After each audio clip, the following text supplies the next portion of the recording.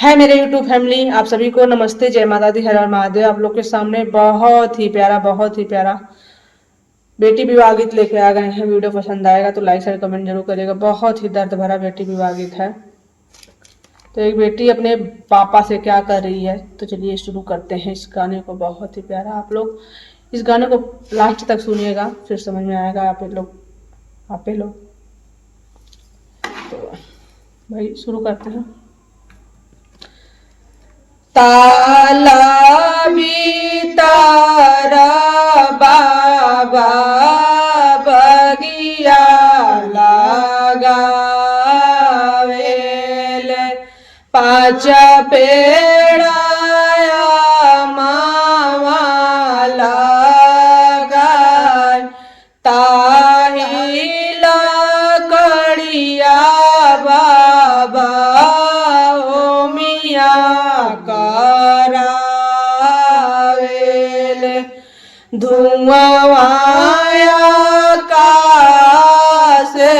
में जाए, ताही लकड़िया बाबा ओ मियाँ करावेल, धुआं आकाश में जा, आकाश के देवता आनंद होई आवेल, देखब कन्या के रूप, चौकाई बैठला दुल्हा दुल्हावा, चौका बैठला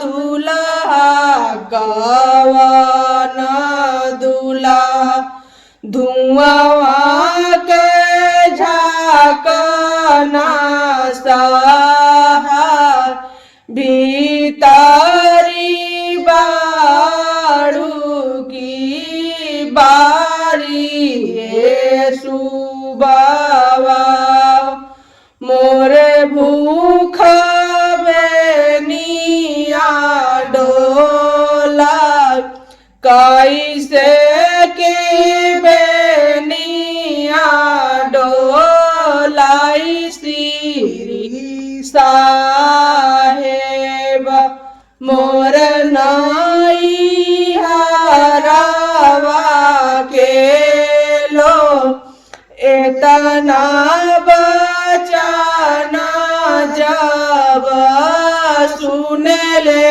कवन दूल्हा, घोड़ा पीटी भैले आसवार,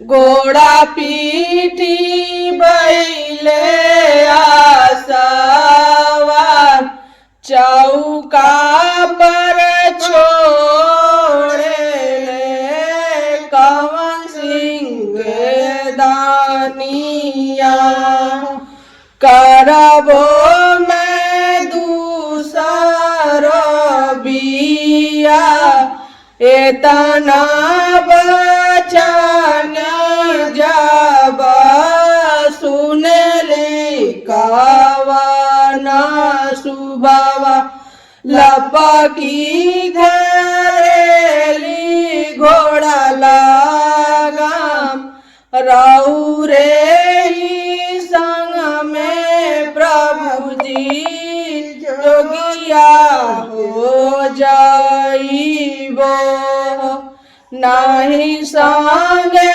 माई नाबा, हमारे ही संगे धनिया भूखनी तुमरबू, पानी बिना ओठवा जूरा, कुश के चटैया धनिया सोई है के मिली है। दलिया छोटी है घरे जाय भूखिया के जीवी प्यास ते जब पाना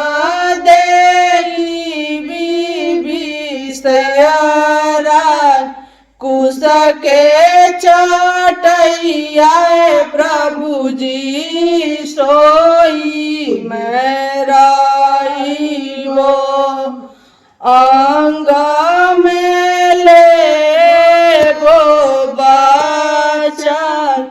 वीडियो पसंद आए तो लाइक शेयर कमेंट जरूर करिएगा।